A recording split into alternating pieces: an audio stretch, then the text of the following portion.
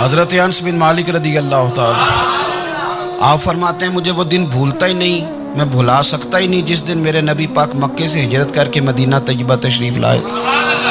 حضور اس دن کیا ہوا تھا؟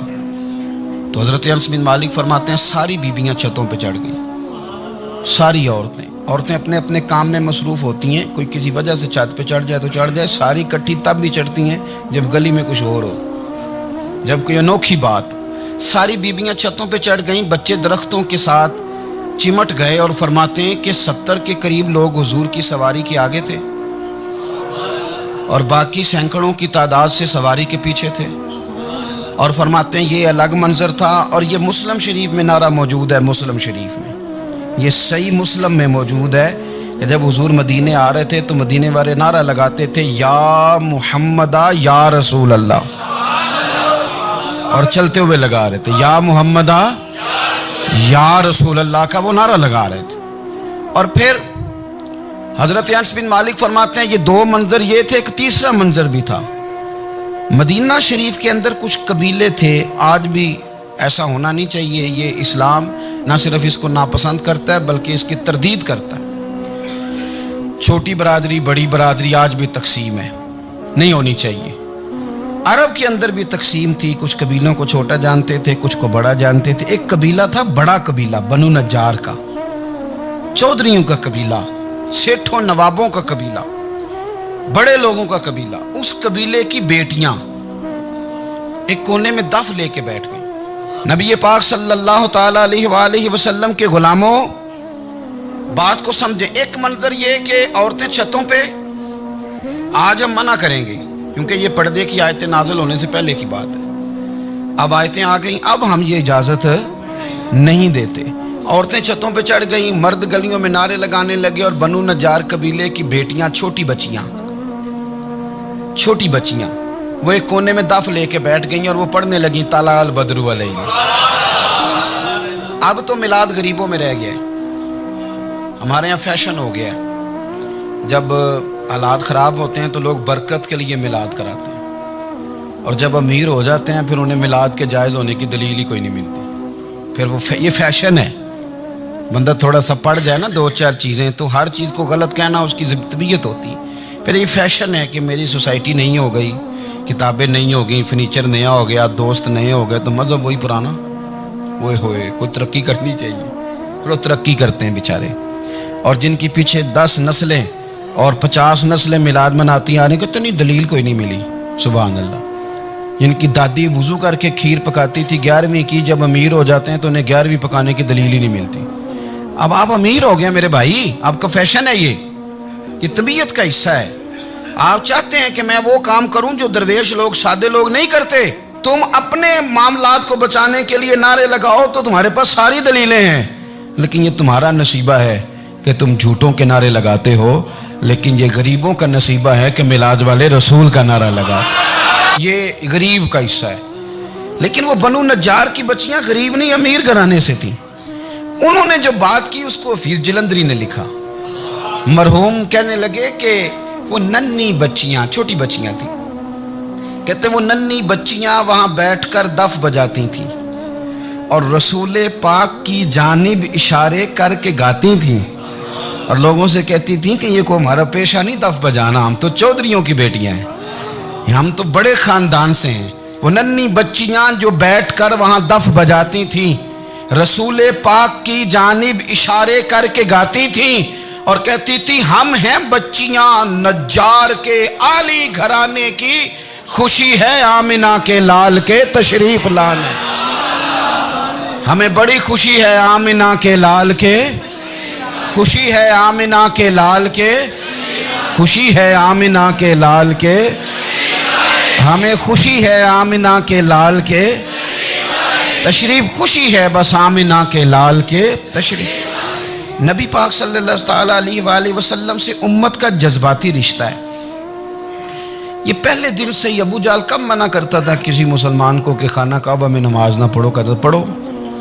حضرت صہیب ابن سنان رومی سے اس نے کہا کہ آپ اپنے طریقے کے مطابق، مسلمانوں کے طریقے کے مطابق کعبے کے اندر نماز پڑھیں، جو مرضی کریں۔ روکتے تو وہ نبی پاک کے قریب جانے سے تھے، وہ منڈیوں میں بیٹھ جاتے تھے، حضور کے قریب نہ جانا، حضور کے قریب نہ جانا، حضور کے قریب نہ جانا۔ میری بات کو آپ سمجھے اور ہمیشہ یاد رکھیں، امت کا نبی پاک سے جذباتی رشتہ، جذباتی، یہ جو رسول اللہ کی امت ہے یہ گناہ گار ہو سکتی ہے پر اپنے نبی کی غدار نہیں ہوتی۔ میں آپ کو صحیح کہہ رہا ہوں۔ میرے کلین شیو نوجوان کے کان میں آپ جا کے کہیں نبی پاک، چاہے اس نے نماز نہ پڑھی ہو، چاہے اس نے داڑھی نہ رکھی ہو، آپ حضور کا نام لیں، اس کے رونگٹے کھڑے ہو جاتے ہیں، اس کی طبیعت، اس کا دل دھک دھک کرتا ہے، اس کی ایک ایک روح سے محمد محمد کی آوازیں نکلتی۔ یہ فیض ہے رسول پاک کا اور یہ کرم ہے اللہ کا اس امت کے ساتھ۔ امیر ملت پیر جماعت علی شاہ صاحب محدث علی پوری فرماتے ہیں، ایک جگہ ہندوؤں کا جلسہ تھا، ہندو پنڈت تقریر کر رہا تھا، اس نے نبی پاک صلی اللہ علیہ وسلم کی شان میں معاذ اللہ کو بے ادبی کر دی۔ مسلمان تھے ہی نہیں، ایک مسلمان تھا، وہ ملنگ نہیں ہوتے دوری ڈنڈے والے، اس کے پر رنگین ڈنڈا تھا، وہ کہیں دور بیٹھا تھا، تو اس نے سن لی، اسپیکر چل رہا تھا، تو وہ ڈنڈا لے کے تو سٹیج پہ چڑھ آیا۔ وہ کہتا ہے میں نے پنڈت کے سر میں مارا ایک ہی ہے پر مارا ذرا صحیح کر کے۔ وہ ڈھیر ہو گیا، لوگوں نے گرفتار کر لیا، جیل میں چلا گیا۔ پیر صاحب کہتے ہیں میں ملنے گیا، بندے کو بسم اللہ بھی سیدھی نہیں پڑھنی آتی، سورۃ اخلاص بھی ٹھیک نہیں آتی، ربنا آتینا دعا نہیں کر سکتا، ملنگ ہے۔ میں ملنے گیا اور میں نے کہا یار نہ تو نماز پڑھے، نہ داڑھی رکھے، نہ تو مسجد جائے، پر تو نے کمال کر دی۔ تو کہتے ہیں پیر صاحب چھم چھم رویا اور پنجابی میں کہنے لگا پیر صاحب میں گناہ گار ہاں پر اپنے نبی دا غدار تے نہیں نا۔ یہ گناہ گار اور غدار میں فرق ہوتا ہے، میں گناہ گار ہوں پر یہ تو نہیں نا کسی کی ضرورت کہ میرے سامنے میرے نبی کے بارے میں بات کر جائے اور ساڑی اچھی تے سچی سرکار نو گل کر جائے۔ یہ بات آپ سمجھیں، دشمن احمد پہ شدت کیجئے، ملحدوں سے کیا مروت کیجئے، شرک ٹھہرے جس میں تعظیم رسول، اس برے مذہب پہ لعنت کیجئے، اور مثل فارض زلزلے ہوں نجد میں ذکر آیات ولادت کیجئے اور یا رسول اللہ کی کثرت کیجئے۔ نبی پاک کا پیار امت کے لیے سرمایہ حیات ہے۔ رسول پاک کے ساتھ امت کا والہانہ رشتہ ہے۔ نبی پاک کے ساتھ والے حضرت خبیب کو گرفتار کر لیا مکے والوں نے، اس وقت غربت تھی اسلام پر، مکے میں سارے لوگ اکٹھے ہو گئے اور چوک میں پھانسی دینے لگے حضرت خبیب کو۔ کہنا آسان ہے، کرنا بڑا مشکل ہے۔ بندہ جیل میں الجھ جائے تو میں نے بڑے بڑے سیانے لوگ معافیاں مانگتے دیکھے، بڑے بڑے لوگ کہتے دیکھے ہیں کہ یہ کام بڑا، قید تنہائی بذات خود ایک مصیبت ہے۔ آپ کو اکیلا رہنا پڑ جائے نا، یہ لاک ڈاؤن ہوا ہے تو لوگ نفسیاتی مریض بن گئے۔ اکیلے رہنا، تنہا رہنا کوئی چھوٹا کام ہے؟ حضرت خبیب اکیلے اور مکے کا دور اور چاروں جانب کافر، اور چوک میں جب پھانسی پہ لٹکایا جانے لگا تو ابو سفیان بولے اور بول کے کہنے لگے یار بندہ کوئی کام کر کے بڑا پچھتاتا بھی ہے کہ یار نتیجہ کیا نکلا؟ تو معاذ اللہ آپ کا بھی نتیجہ تو پھانسی ہے، تو آپ کا کیا خیال ہے؟ یہ آپ یقین کریں کہ لوگ صحیح صحیح ساتھ چلتے ہیں، تھوڑی سی دشواری اٹھانی پڑ جائے تو کہتے ہیں میں گاڑی ٹھیک تھا، پر انہی پتھروں پہ چل کے اگر آ سکو تو آؤ، میرے گھر کے راستے میں کوئی کہکشاں نہیں ہے۔ لوگ نا میٹھا میٹھا کھانا چاہتے ہیں، تھوڑا کڑوا آ جائے تو مصیبت بن جاتی ہے۔ کہتے ہیں سارے ہی فلانے سے پیار کریں گے تو میں کروں گا، سارے مخالفت بھی کریں گے تو ہم انشاءاللہ پیار ہی کریں گے۔ یہ کیا بات ہوئی کہ ہم زمانے کا رنگ دیکھ کے چلیں گے؟ اب بعض لوگ پچھتا رہے ہوتے ہیں۔ حضرت خبیب سے کہا، ابو سفیان نے ابھی کلمہ نہیں پڑھتے تھے، کہنے لگے تو اس وقت پھانسی پر لٹک رہا ہے اور تیرے نبی مدینے میں اور آرام میں، اور ان کے صحابہ آرام میں، اہل بیت گھر میں، تیرے ذہن میں اگر اس وقت یہ بات ہو کہ اس وقت تیری جگہ پہ وہ ہوتے معاذ اللہ، تو پھر کیا ہوتا؟ مجمع غیروں کا، علاقہ غیروں کا، یہ ٹائم آیا تھا اب نعرہ رسالت لگانے کا۔ اب ٹائم آیا حضرت خبیب نے نعرہ رسالت لگانا ہے، پر لگانا کس طرح ہے کہ کافر یاد رکھیں۔ حضرت خبیب سے کہنے لگے اگر تیری جگہ حضور ہوتے تو پھر تیرا کیا خیال ہے معاذ اللہ؟ تو حضرت خبیب کہنے لگے تم ابھی بھی نہیں سمجھے؟ ٹھیک ہے میں مکے میں اکیلا ہوں، سارے لوگ مدینے میں ہیں، پر میں پچھتا نہیں رہا، میں تو فخر کر رہا ہوں۔ میں فخر کر رہا ہوں اس لیے کہ چوری کر کے جان نہیں دے رہا، مدینے والے کی عزت پہ جان دے رہا ہوں، میں فخر کر رہا ہوں۔ فرمایا سن، تو کہتا ہے تیری جگہ حضور ہوتے اور تم انہیں یہاں معاذ اللہ پھانسی پہ لٹکاتے۔ فرمایا سن، میں تو یہ بھی پسند نہیں کرتا کہ میں گھر میں بیٹھا ہوں اور میرے نبی کو ہلکا سا کانٹا بھی چبھ جائے۔ ہمارا اپنے نبی سے محبت کا رشتہ ہے. ایک کانٹا بھی حضور کے قدم مبارک میں چبھے ہمیں برداشت. مجمع ان کا تھا, نعرے لگ رہے تھے, ہم نے مسلمان پکڑ لیا, لیکن حضرت خبیب نے اکیلے, اللہ کرے آپ کو میری بات کی سمجھ آئے, اللہ کرے آپ کو سمجھ آئے, اکیلے جب پھانسی کے تختے کے قریب نعرہ لگایا نا کہ میں تو کانٹا بھی نہیں چبھنے دوں گا اپنے نبی کو, اب سارے ہار گئے. اب اس ایک جملے نے نا ان کو شکست خوردہ کر دیا. اب بول کچھ نہیں سکتے تھے, گردنیں جھک گئیں. اور جب سناٹا چھایا تو ابو سفیان ساتھ والے سے کہنے لگا باقی ساری باتیں اپنی جگہ پر ہیں, پر اصحاب محمد سے پیار تو بڑا ہی کرتے ہیں نا. اور وہ کچا رنگ للاری والا جیڑا چڑھدا تے لیندا رہندا, اے عشق تیرے دا رنگ محمد چڑھ جائے پھر نہیں لیندا. کہا یار پیار تو یہ کرتے ہیں نا, اس میں کوئی شک والی بات. اس پیار سے کافر ڈرتا ہے. نبی پاک کے ساتھ جذباتی وابستگی, حضور کے ساتھ غلاموں کا جذباتی رشتہ, اور نبی پاک صلی اللہ تعالی علیہ وسلم کی آمد پر تشکر کے جذبات. امام رازی نے لکھا ہے کہ حضرت موسیٰ کلیم اللہ علیہ السلام نے تورات کی تختیوں کے اندر ایک امت کا ذکر پڑھا کہ جو امت گناہ کا ارادہ کرے گی تو گناہ لکھا نہیں جائے گا جب تک کر نہ لے, اور نیکی کا ارادہ کرے گی تو رب ان کی نیکی لکھ دے گا, اور جب وہ کر لے گی تو اللہ 10 گنا اجر عطا کرے گا. اور وہ ایسی امت ہوگی کہ جن کے چہرے قیامت کے دن نور کی طرح چمکیں گے, اور وہ امت ہوگی جن کی اللہ تعالیٰ زمین ساری پاک فرما دے گا, جہاں نماز پڑھیں گے نماز ہو جائے گی. یہ تذکرے پڑھ کے تو حضرت موسیٰ کلیم عرض کرنے لگے اللہ یہ امت میری بنا دے. تو رب کریم نے فرمایا کہ موسیٰ نہیں, یہ تو میرے محبوب کی امت ہے. فرمایا یہ تو میرے نبی پاک کی امت, حضور کی امت. اللہ اکبر. حضرت موسیٰ معمولی آدمی نہیں, وہ جلیل القدر پیغمبر ہیں جن کا قرآن کے ہر سپارے میں تذکرہ ہے, کہیں واضح طور پہ کہیں اشارتاً, ہر پارے میں. اور حضرت موسیٰ اللہ کے وہ نبی ہیں جو رب سے ڈائریکٹ باتیں کریں کوہ طور. کہا اے موسیٰ یہ امت تو میرے نبی کی ہے. تو حضرت موسیٰ علیہ السلام عرض کرتے ہیں, امام رازی نے لکھا ہے, کہتے ہیں اے اللہ پھر مجھے اپنی نبی کی امت میں شامل کر. وہ یار ہمیں لوگ کہتے ہیں میلاد نہ مناؤ, جس امت میں آنے کے لیے حضرت موسیٰ نے دعا مانگی, جس محبوب کی غلامی کے لیے, ہمیں تو دعا بھی کوئی نہیں مانگنی پڑی, اللہ نے فضل سے ہی مدینے والے کا غلام بنا دیا. تو ہم حضور کے تذکرے نہ کریں, ہم تشکر نہ کریں, ہم نبی پاک صلی اللہ تعالی وسلم کی نعت نہ پڑھیں, ہم حضور کے آنے پر جشن کا اظہار نہ کریں. ہر وہ جائز طریقہ جس سے اظہار خوشی ہو سکے وہ میلاد پہ کرنا چاہیے, اور اس کے لیے اسباب بنانے چاہیے.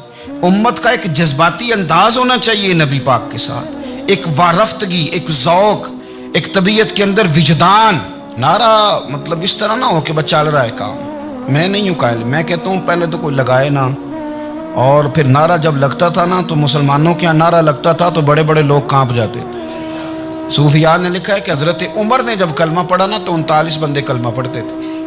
تو نبی پاک نے رات کو دعا مانگی, اے اللہ عمر کو مسلمان کر کے اسلام کو عزت دے. حضرت عمر سویرے آ گئے, میں وہ تفصیل میں نہیں جاتا, بات لمبی. حضرت عمر جب آئے نا اور انہوں نے آتے جب کہا نا کہ میں کلمہ پڑھنے آیا ہوں, تو حضور اتنے راضی ہوئے کہ نبی پاک نے کہا اللہ اکبر. تو صحابہ نے نعرے لگائے اللہ اکبر اللہ اکبر, یعنی 40 لوگ مسلمان ہوئے تو نعرے لگے. ہمارے صوفیاء کہتے ہیں حضرت عمر کے آنے پر جب نعرے لگے تو بتاؤ کہ وہ تو نعرہ تکبیر لگا, نعرہ رسالت کیوں نہیں لگا؟